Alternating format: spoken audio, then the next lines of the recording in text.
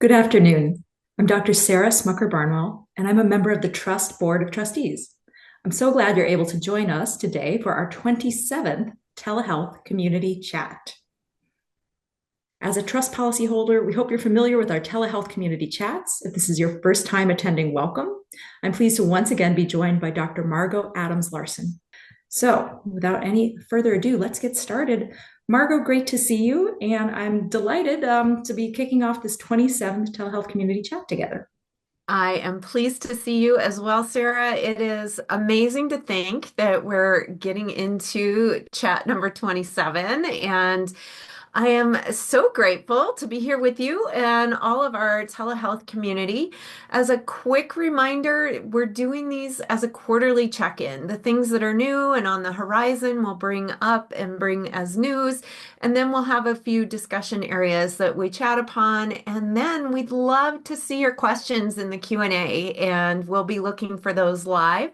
If you have something that comes to mind after the chat is over, you can reach us both at the telehealth community at trustinsurance.com. So you can always email a question out in between times.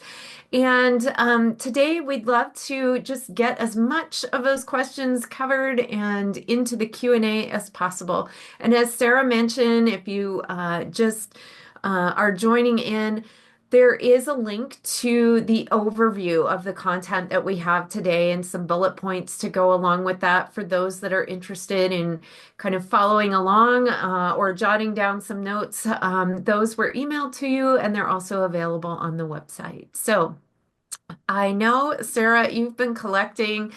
There's some news. You're you've been collecting some on the Medicare side of things, so we'll transition over to that, and I'll do a little follow-up of some of our regular update items. Excellent. Well, kicking off our news section today, as you're saying, Margot, is the new updates regarding the extension of Medicare flexibilities. And this is related to telehealth and specifically behavioral health, telemental health. And, just by way of reminder, prior legislation that occurred during the public health emergency had expanded certain facets of Medicare. And these included better ways to access Medicare services in the pandemic. Since we transitioned back more to life as usual, thus far a lot of those had been extended, and this most recent extension period came up March 31st, so pretty recently.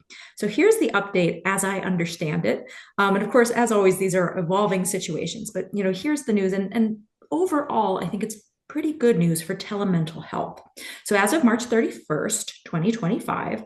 The federal legislators revisited themes related to telehealth, those expiration of those permissions granted in the context of public health emergency.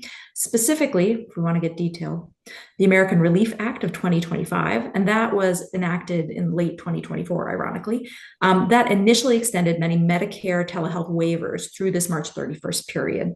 Subsequently, we had the full year Continuing Appropriateness and Extensions Act, which was signed into law March 15th of this year, which extended many of these flexibilities, some made permanent and some till September 30th of this year. And I'm going to talk about which these are.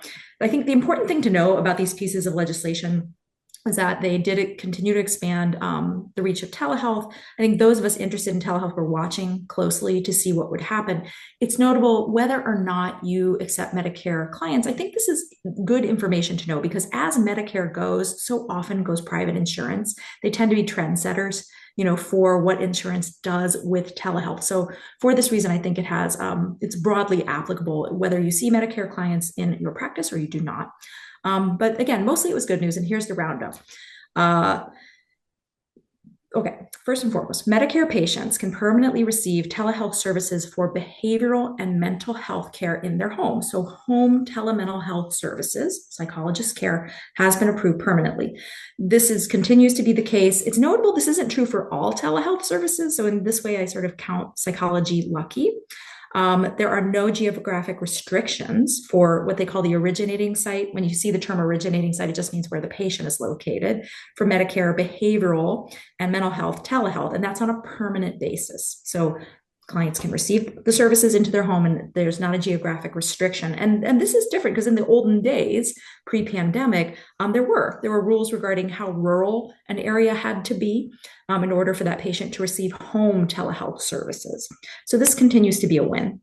Behavioral and mental health services in Medicare can permanently be delivered using audio only communication, so telephone. And again, this is a win. I think it's a win for patients who have maybe sporadic internet access or that's not technology that is viable for them, as well as for visually impaired clients and psychologists. So I think this is, a win as well for healthcare equity. Marriage and family therapists, fun fact, and mental health counselors can now permanently serve as Medicare distant site providers for mental health services.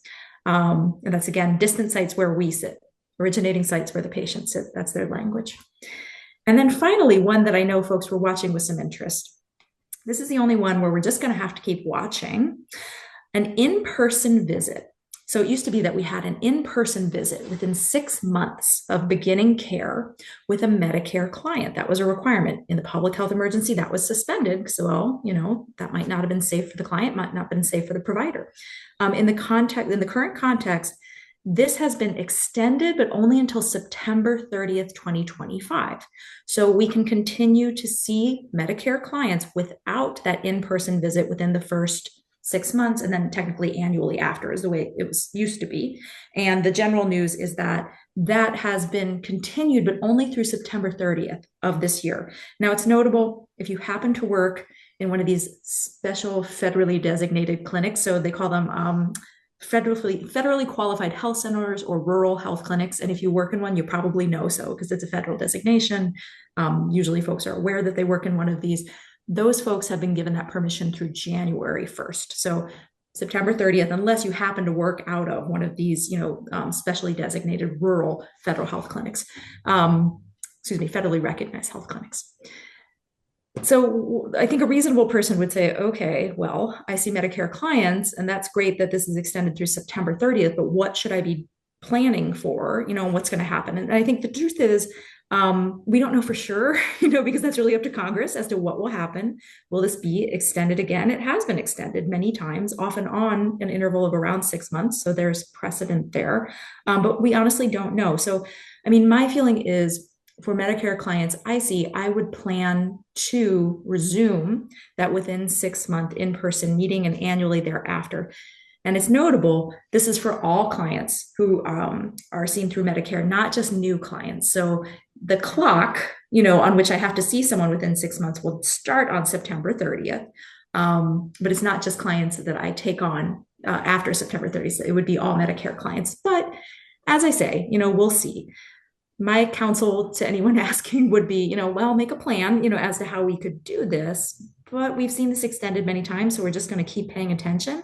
And if this is something really important to you, reach out and talk to your local legislators, I suppose. But this will be something, Margot, that you and I will kind of keep an eye on and keep watching. Absolutely. And we've had that eye and continue that eye on it. And I just want to mention too, as Sarah and I were talking about this earlier, it can be confusing to find this information out in the interwebs. And so make sure we encourage you to go and seek this for yourself, but make sure that you're looking for behavioral mental health teleservices and not only telehealth services, because they are distinguished very differently. And you may be surprised to learn that there are different requirements that are going into effect for the telehealth versus telemental health. So just a caution there. Thanks for the overview, Sarah. And I have just a couple quick updates. We always like to check in just ahead of our chats to find out what's new in the prescription privilege world and where legislative efforts are underway. We've got to date about, if I count them, I think 6 or 7 states now: New Mexico, Louisiana, Illinois, Iowa, Idaho, Colorado, and Utah that actually acknowledge prescription privileges for psychologists. And there's certainly requirements to engage in that practice, and they are very different in those states. We also have legislative efforts underway for prescribing psychologist privileges in the state of Washington. So stay tuned on that.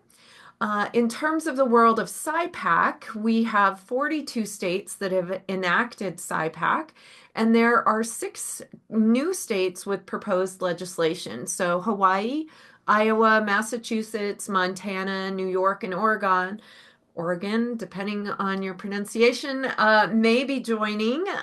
So we'll be monitoring that as well.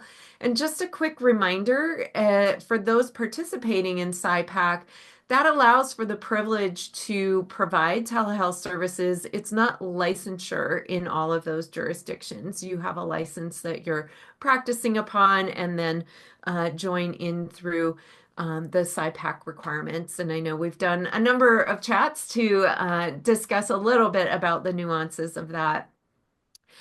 Sarah, I am super curious because I know artificial intelligence is a topic on many folks' mind, both within the efficiencies of our office and our practice, but also there's a new study that came out in terms of AI as therapists. And I am really intrigued to hear a little bit about what you think. And I thought maybe we could toss this up just as a quick introduction, something we'll probably bring back for a future discussion, but it's about an RCT. So maybe you could tell us a little bit on that.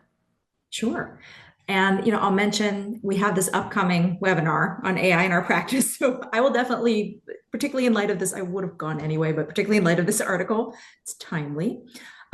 Basically, and I believe this was in New England Journal of Medicine, there's a recent clinical trial done, I think, at Dartmouth, evaluating the effectiveness of an AI-powered chatbot, cutely named Therabot. Is cutely a word? It's not. But basically, Therabot was providing mental health support, fully AI. I believe there was some clinical oversight, but functionally, the patient's interacting with AI. So in the study, I think there were 106 participants diagnosed with diverse behavioral health concerns, major depressive disorder, generalized anxiety disorder. I think one person had a diagnosed eating disorder and interacted with Therabot over a 4-week period. There have been some studies, I think, perhaps not not an RCT, and I think additionally, those studies were more reactive, where the patient would reach out and the bot would react and provide content. This study differed in that Therabot proactively initiated conversations, prompting users to discuss mood, report on their emotions, and the results were notable. Participants with depression experienced, I think, 51% reduction in symptoms. Those with generalized anxiety saw about 31% decrease in symptoms. That's what we're aiming for. And we saw some other improvements with those reporting eating disorders. I mean, I think these outcomes are suggestive that AI-driven chatbot like Therabot, could serve as a valuable tool. I think the million-dollar question is, what is that tool? And I think for me, the question always is, where's the clinical oversight? Because I feel the data is well demonstrated that these things can be helpful and a tremendous supplement. I think the data I don't well understand, and I say that thinking maybe I'm being polite. The data I don't think is there yet is the safety data, for AI and the necessity of human clinical oversight at this time. I'm curious, what you think, Margot. I'm curious what folks in the chat think, if they want to, add their thoughts to the Q&A. I'd love to hear Yeah. them. I think it's intriguing. I have a large amount of caution with anything AI from my own kind of professional perspective, but I'm intrigued to know, and in kind of quickly reviewing this study, the chatbot is available at hours when the therapist is not, and the initiation of interaction where a therapist may not be the one to kind of engage in the therapeutic relationship in that way. I think we're seeing some things that are a bit different from the regular application of what we know as therapy. And so I can see there some analysis needed in terms of how many interactions, the types of interactions, the timing, where it may differ dramatically from what we think of as the usual therapeutic process. But like you said, it might be a very intriguing augmentation to a clinical practice with appropriate oversight and that ethical consideration and clinical supervision, so to speak. So it's really interesting. I'm looking forward to digging in a bit more to some of the nuts and bolts and details. I think it's going to be, as you say, it's going to be a wild ride. And I think we will see new models of care emerge. I'm aware of one company in particular that right now offers a product that interacts with your wearable devices. And, Mhm. they have an algorithm that they say predicts decompensation and hospitalization, based on things like how often are you moving around? How often are you reaching out to people and calling them? How often are you communicating by email or text? As a human, I encounter this as pretty intrusive in some ways, and in other ways, I'm aware that that data is being tracked to sell me stuff, so I always come down to like, if it's going to try to save my life, am I okay with that? And I honestly don't know the answer. I'm actually not opining as much as I think that's an interesting and very different application of some of these algorithms and of the type of outreach they can do. But I think we're just going to keep on watching. I'm going to watch this upcoming webinar on AI, and this will continue to be a topic. I see some questions in the Q&A we should try to get to today, Yeah, specific to AI, and it's the way it's showing up in some of our admin tools right now. absolutely. But before we do that, I know we had some questions last time related to interjurisdictional practice. And Margot, you and I talked about whether it would be wise to do just a brief succinct, review of interjurisdictional practice. We actually, the Trust and the National Register, just a few weeks ago, did a longer webinar. I had the pleasure of being there to talk about interjurisdictional practice. So I'll point folks there if this is a deep dive you want to do. We have that. We have several webinars at the Trust website that talk about SIPACT specifically. I know we have two of those. It's a great series and really gets into the nitty gritty. This is not that. This is a quick overview, but just by way of reminder, so interjurisdictional practice, this refers to any time the psychologist and the client or patient are in a different jurisdiction. So, either one of them could have stepped away, or they can both be in a different place than usual, outside of where the practitioner is typically licensed. And so, we're talking about they're conducting the activities of a psychologist. Those activities we are licensed for. And then we are outside of the jurisdiction of the place where we are licensed. And why do we care about this? Well, practicing without a license is illegal, so we can't be doing that. And we're talking about it in our telehealth community chats because telepsychology has meaningfully enabled a kind of accidental interjurisdictional practice. And video conferencing really brought this to the forefront of our attention. But the reality is this was happening with the telephone. As soon as mobile phones were invented, when I call you, Margot, I don't know where you are. You and I, Margot, had a call where I was in a coffee shop in an unexpected state recently. Now, those were not licensed activities, but we just don't know where the other person is going to be. And so this kind of accidental aspect of it, is, I think it makes this even more salient in the telepsychology milieu. And what I really wanted to mention, just a few reminders. There are three mechanisms that we as psychologists enjoy for being able to appropriately, ethically, legally practice interjurisdictional psychology, that it's a possibility. These are not mutually exclusive. In my practice, I use all three of these things. So, I invite folks to think through if they're going to be in a circumstance that requires this, what do they want to do with that? So, of course, the old standby was multiple licensure. I can go get a license somewhere else. I have a client who I worked with for a long time who spends a substantial part of the year in another state. That state is not a SIPAC state. I don't think they're going to become a SIPAC state. And so I'm looking into getting my license, to work with this client. And why? Why would I do that? So I think I'm going to say this throughout this. We always want to ask, why am I doing this? Why wouldn't I just transfer this person's care? What is in this client's best interest? In this case, this client goes back and forth a great deal. They specifically want to work in an area that's my specialty. We decided it's a good decision, but it's not a foregone conclusion. But multiple licensure starts out as our old standby, tried and true. If we need to be licensed in multiple places, we go get licensed in multiple places.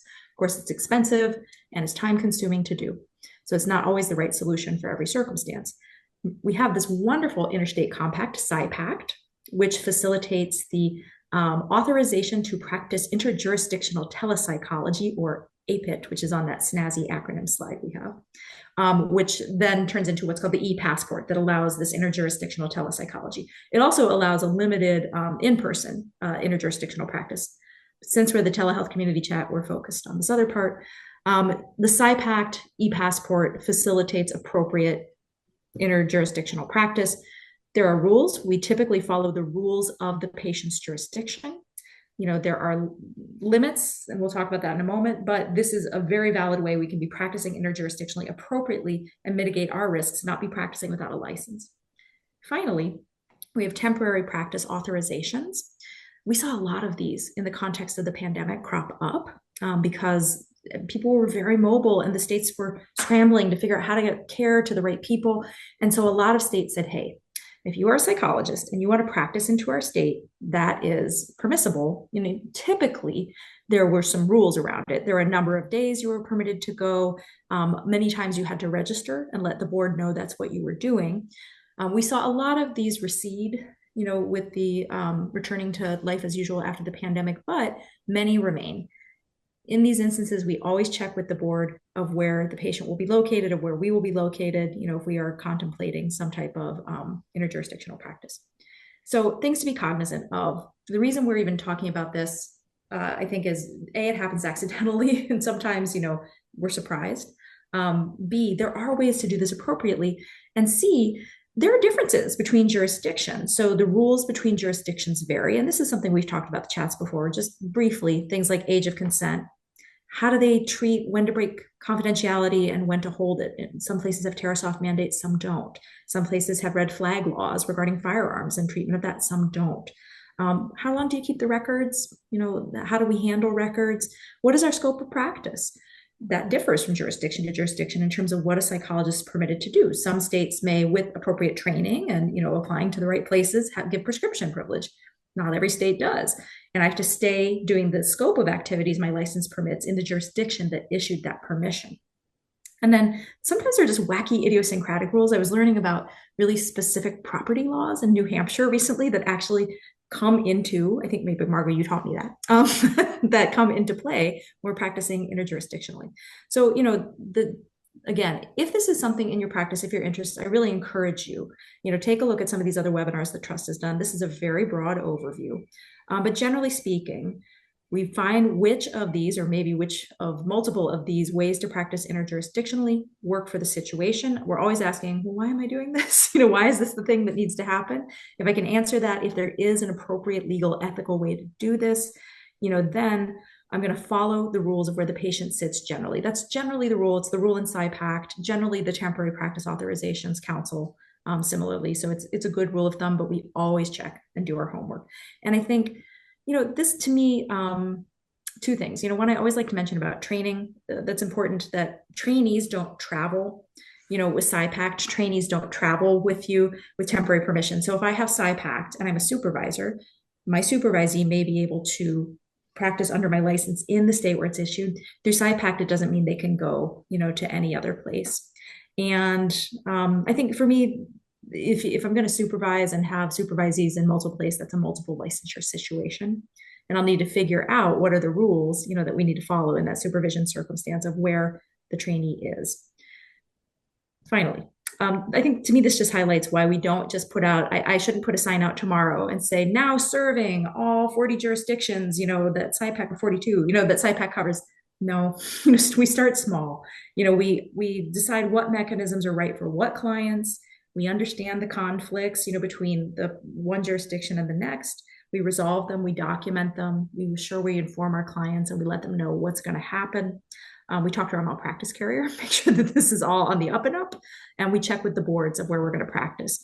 And we really think about, we invest in and understand the communities we serve. I think it's a good idea to understand where the patient will be seated, what resources are local to them, and I think in this way we can do this a little more slowly, but really thoughtfully and well. So that's a very short shrift to a big topic. And again, I'll point folks to these wealth of webinars if you want to do a deeper dive, or if you have a specific question, please feel free to put it in the Q&A. I think, Sarah, the takeaway that I have from this, and what really has kind of sparked this whole conversation and community from the get-go, is the interjurisdictional practice is not as simple as we would like it to be, as it would seem to be, even though we've got mobility and patients have mobility. There is a lot of work that goes into planning ahead and preparing for ethical and clinically supported practice from an interjurisdictional standpoint. And so that thoughtful preparation is just so important and so key. And we do have a few questions that have come in Yeah. related to some of the things we chatted about at the start, but also related to this idea of the jurisdictions are different and SIPAC comes into play for many folks. But one of the questions we've had is about Medicare as the insurer, and can is it Yeah. possible to do interjurisdictional practice within states and It's a be in great different question. places and bill? And it's fascinating because one of the questions we kind of been contemplating was, the billing aspect behind the interjurisdictional practice outside of the SIPAC question. But I'm curious if you've got some thoughts on SIPAC and interaction with Medicare. I mean, a few things here, a few really important things. It's a great question. I saw this, like, oh, that's good. Mhm. Yeah, this is absolutely a potential issue because if I am serving Medicare clients and I'm using SIPAC to do it and I'm following the rules, and I have my e-passport and I understand what the jurisdictional conflicts are, I've documented, I've resolved. Now, after September 30th, if they say, hey, within 6 months, there needs to be an in-person assessment. It's a great question.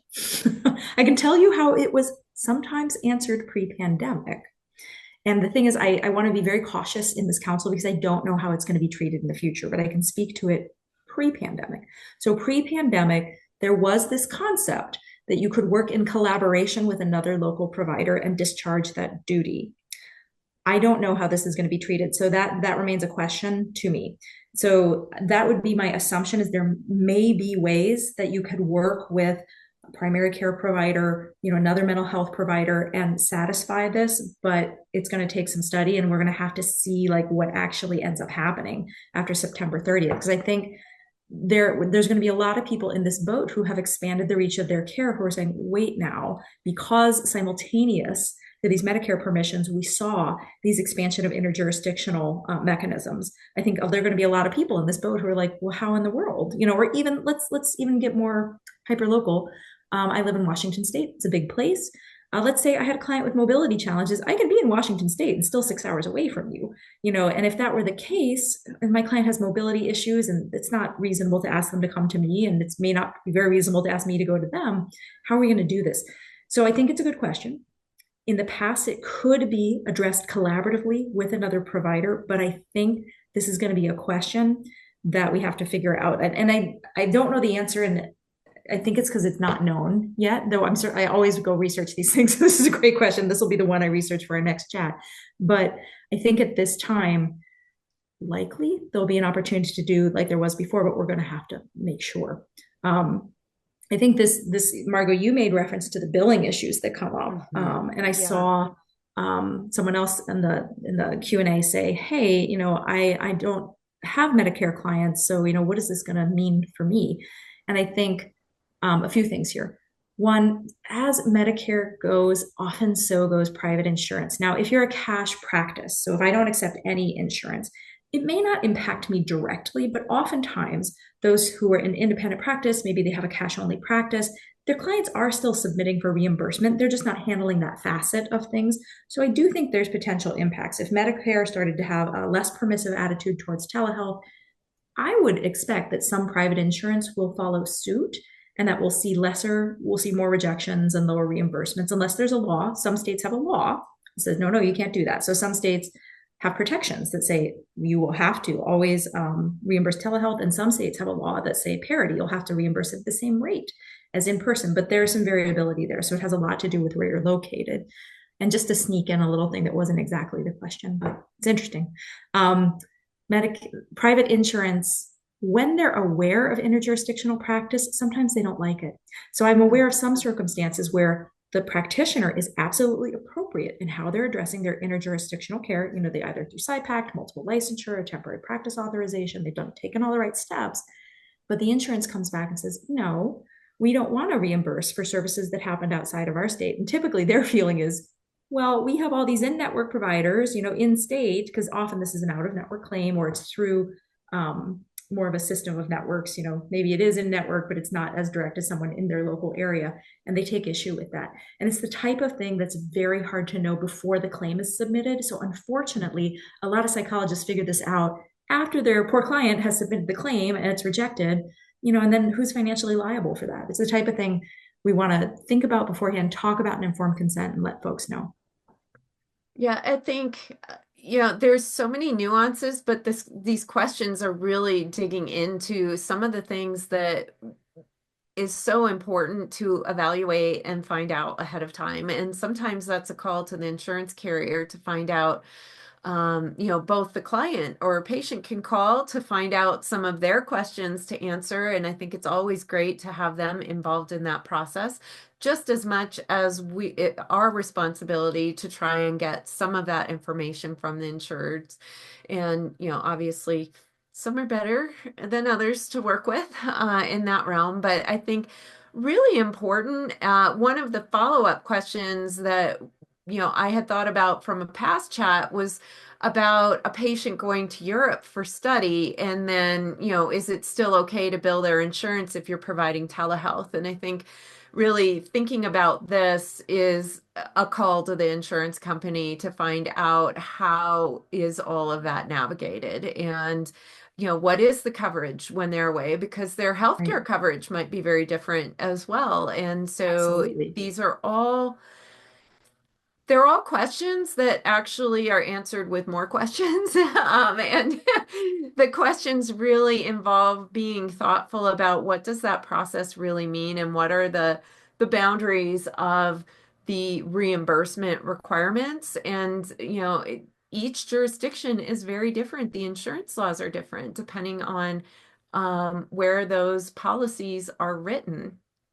Absolutely. And you mentioned international practice. Like, are we even licensed practitioners? Because you go to some, typically the council will be, if we're doing international interjurisdictional practice, which, it's even trickier. And so, well, I've heard it said there's lower risk in terms of there being issues, but I've also heard it said it's way harder.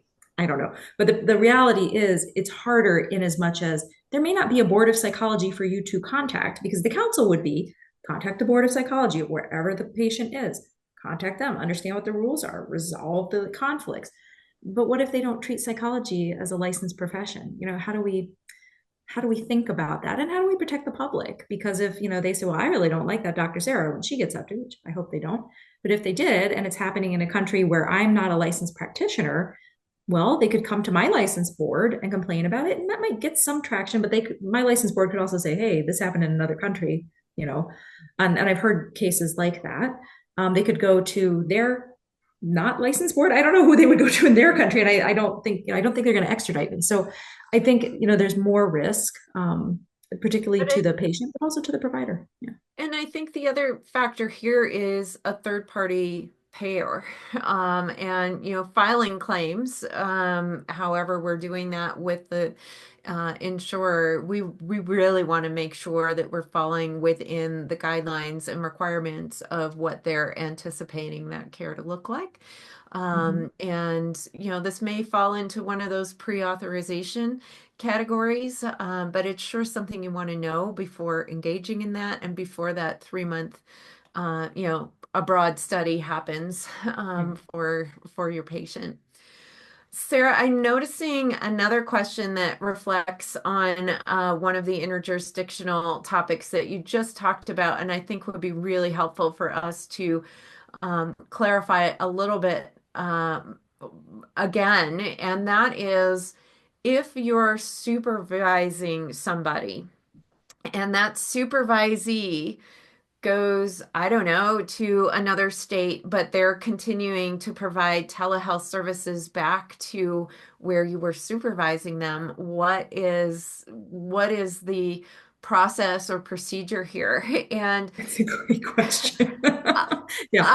I heard what you said, and that is, bottom line in terms of SIPAC, it doesn't touch supervision issues. So it really comes back to multiple licensure issues. And from a supervisee standpoint, there are different laws in different jurisdictions related to who can supervise, related to what the requirements are for you to be a supervisor or who you might be supervising in terms of their level or enrollment in programs. It's really a complicated conundrum, and I'll call it that because it's not as simple as, well, they're just providing services back to the patients they were already seeing. There really is a lot more um, considerations to think through in terms of whether or not this is something A, you want to do, or Yeah. B, you can legally do. To me, Sarah, you've got ideas too on this? I do. To me, this would be a call to the board because Great question. provider mobility tends to be less, it's still fraught from an interjurisdictional practice Yeah. standpoint, but less fraught than patient mobility for a few reasons. And my dumb joke is like, I know where I'm going to be. Like, there's no surprise. Hopefully, I'm mostly aware of where I'm going to be seated when I see my clients. But dumb jokes aside, I think in the instance that this individual was mentioning, that's a great question. So I think they're saying, I think you reflected this too, just to say it one more time. Trainee and supervisor in the same state, practicing under the supervisor's license. Trainee goes to other state, but continues to see the patients in the state back with the supervisor. So continues to see states in the supervisor's license state, and again, I will fully recognize I'm not a regulatory expert, but so not know.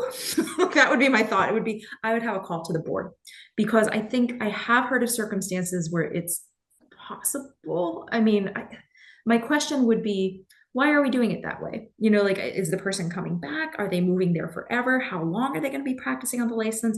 It's because we follow the rules of where the patient sits usually. I think that there's some not no. I would make a call to that board and understand what the rules are, understand what the conflicts are.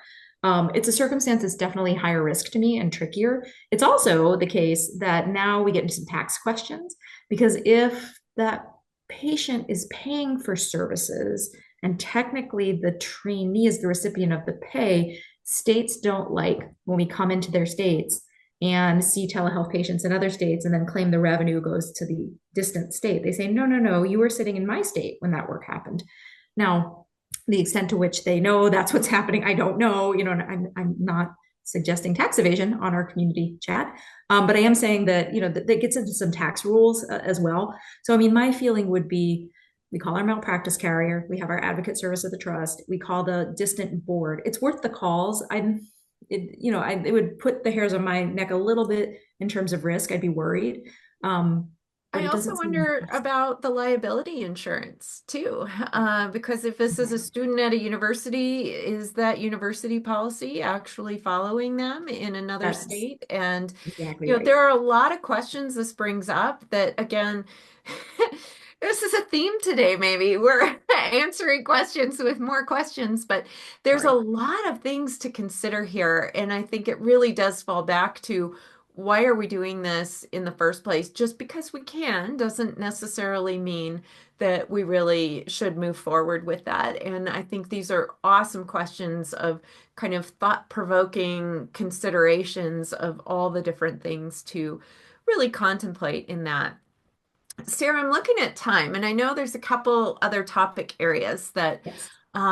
we've pulled from past chat content and questions that have come in that we haven't been able to answer online. And so one of these comes from a question in our last chat about a complaint made by a person to a state licensing board.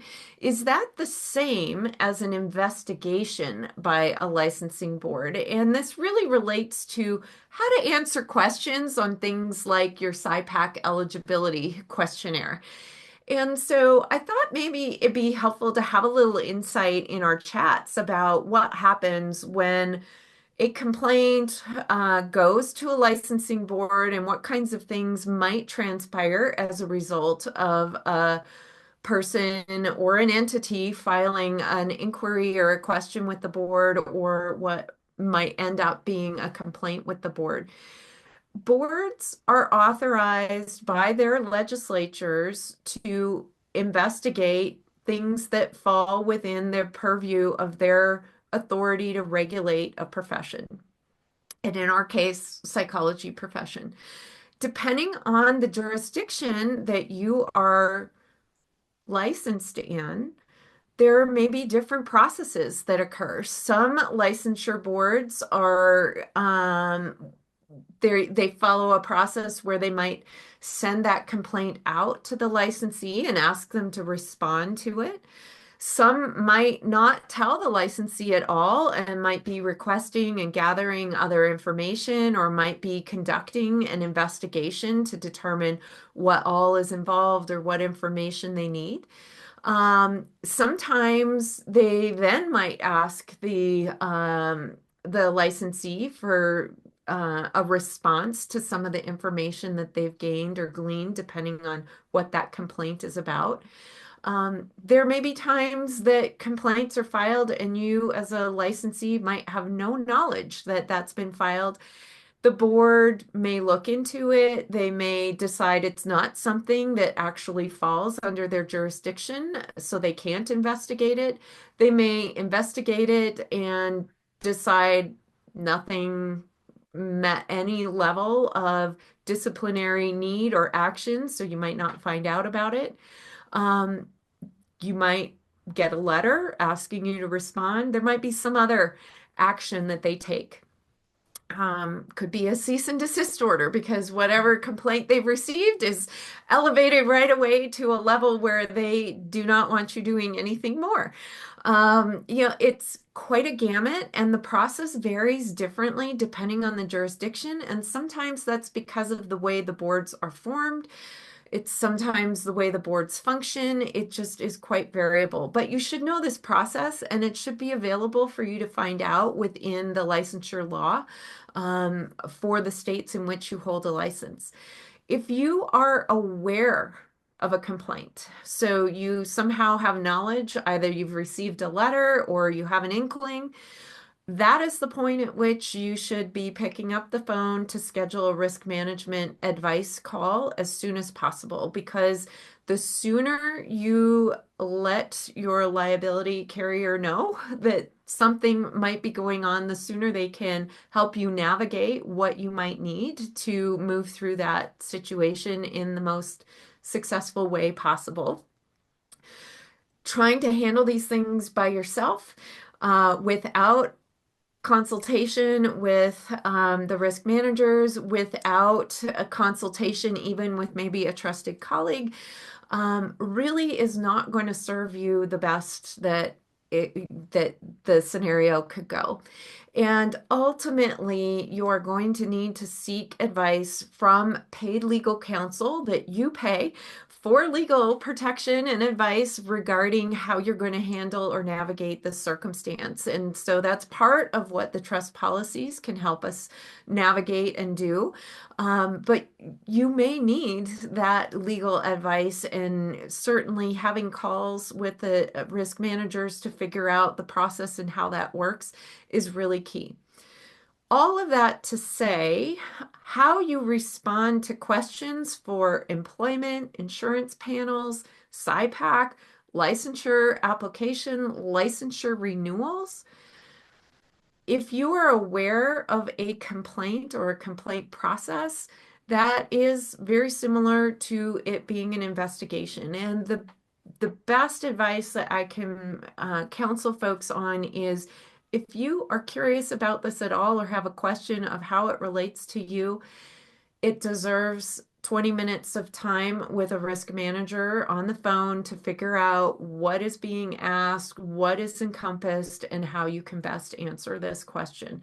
Because you do not want to be in a circumstance where you interpret the question one way and the employer, insurance panel, SIPAC, or licensure board interprets it another way, and you have not answered the way that is most ethical or the most truthful. And that will certainly be a circumstance that does not bode well. So whenever there's a question of what does this mean and how do I answer the question, that is that is the moment of decision to, I'm going to call the risk manager and ask this question of them.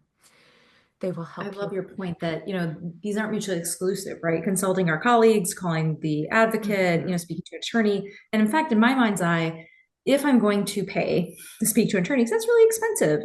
I joke that I like batch up my question. I try to speak to the person I Absolutely. speak to once a year.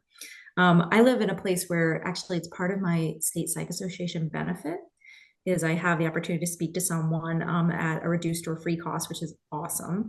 Now it's a limited time. I can't call them all the time. But I will say that for me, like that type of consultation helps me organize my thinking. Referring back to my informed consent documentation of what was mutually agreed upon at the beginning helps inform my thinking. Like, and it helps make my time that I'm actually paying, to speak to that attorney very efficient.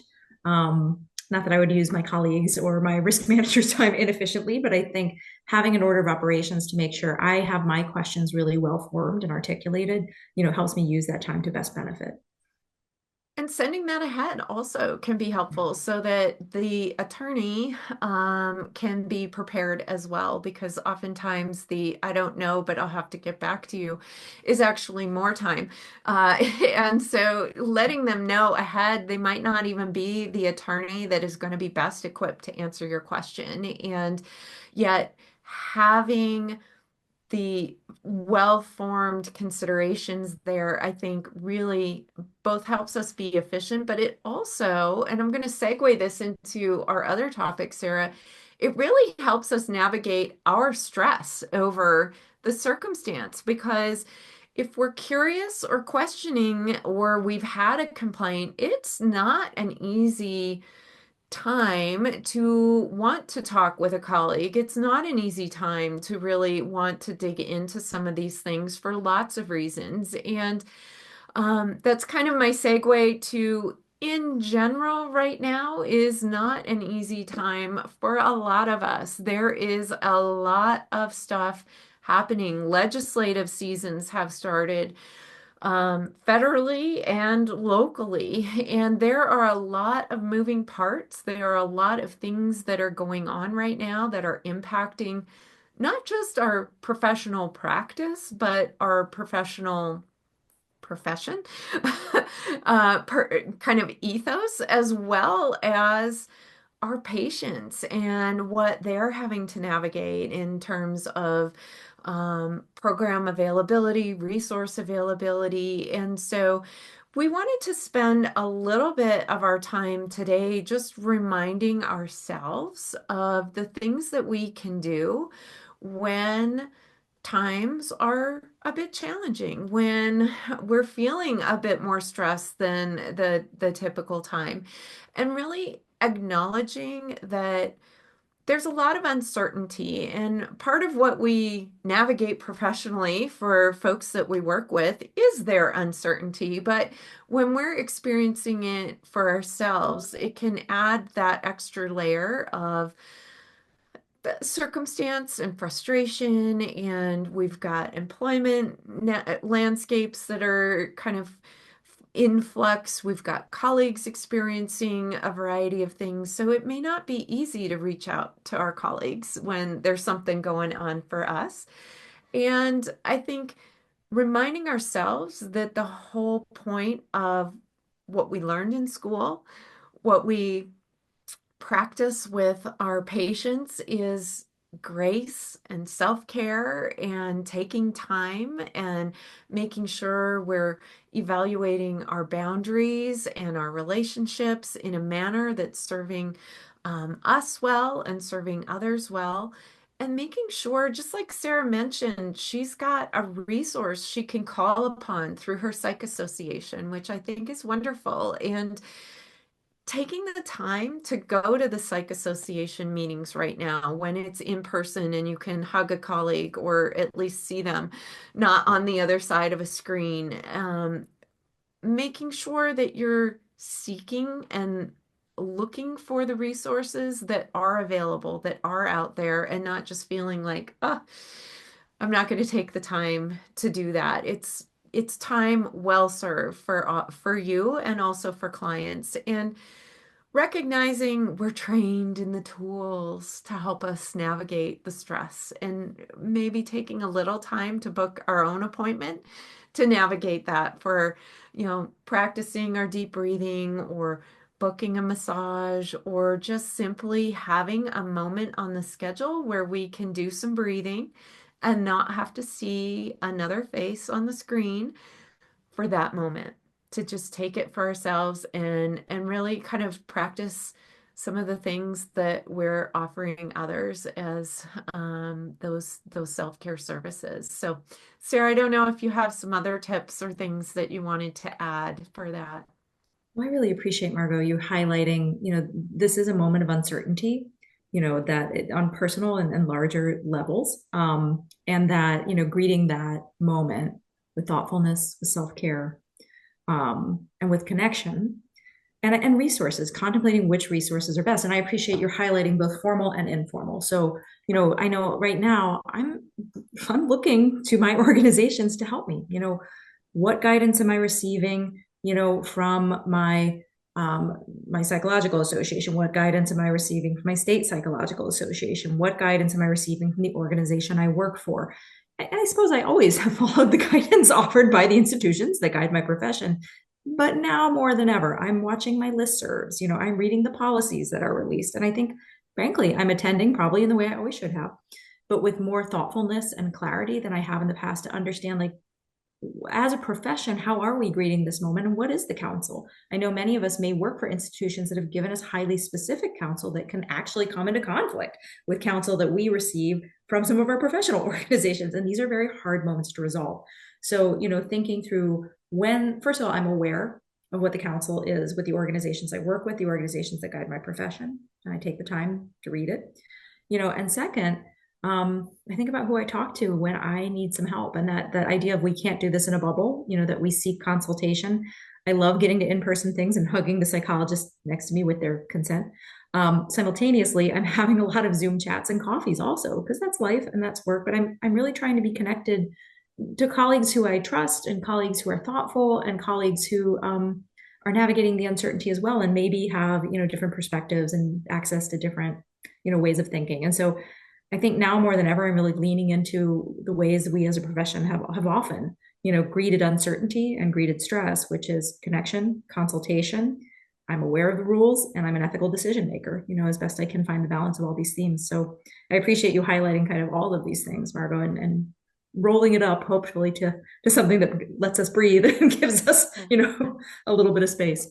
And I think overall, these are times of change and change is constant. Having a mindset of recognizing there is opportunities here too. This is not, it we do great with routines, but it is important to consider some of these things. And oftentimes we don't consider a lot of these topics until they're happening in our world, and recognizing that this is happening for us in a way that helps us be a better professional, helps us kind of live the things that we're helping others live as well. And, not that we sign up for this necessarily, but these aren't always bad things, but making sure our mindset is in that role of knowing that we can connect with others. We've got resources there that professionally we can call upon.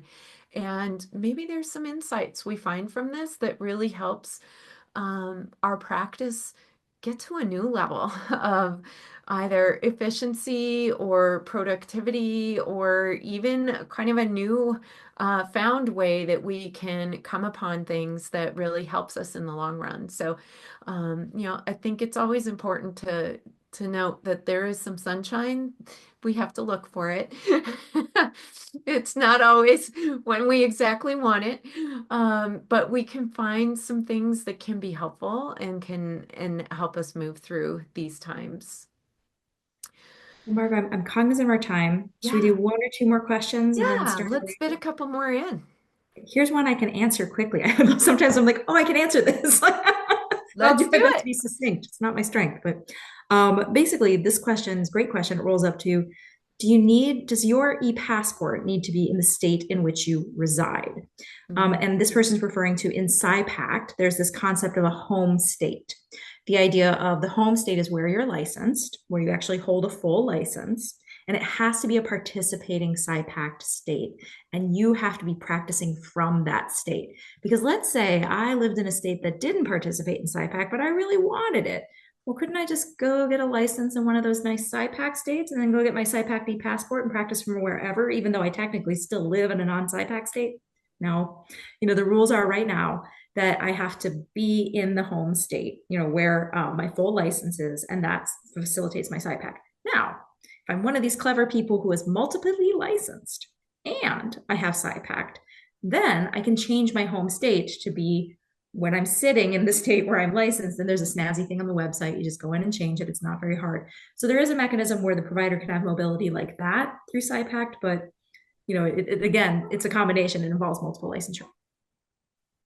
Should we do one more question? Yes, let's do one more question. Did you see one that you I wanted to did. chat? Well, there's a couple, and I'm going to give it short shrift, and I apologize. A few people have asked about AI note taking that's being Yes. rolled out in a lot of our EHRs. And I do want to point you to this upcoming business of practice webinar that's going to specifically deal with AI.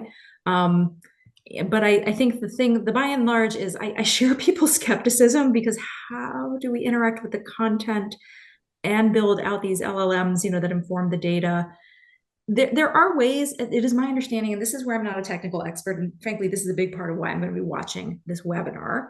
And just to remind folks, the date it will be covering part 4, May 5th, 5 to 6 p.m. Eastern time. I had to look it up And on just to AI. pause you real quick, you used a term LLM, and just to clarify, large language model is, That's the technology that enables this artificial yeah. intelligence that, the reality is we are already using AI. Anytime I use Word, there's autocomplete. There's AI in all of this. So, I mean, that it's possible the technology can be applied appropriately clinically. It has the devil's in the details to me of how are you interacting with my protected health information, the data that's covered by HIPAA, and doing this in a way that complies by the law. Now, if I have a business associates agreement with you and you've said you're going to follow HIPAA, I'm trust but verify is kind of my counsel on this. I think it's absolutely going to happen. We're going to see more AI integration. I don't think it's going to get walked back.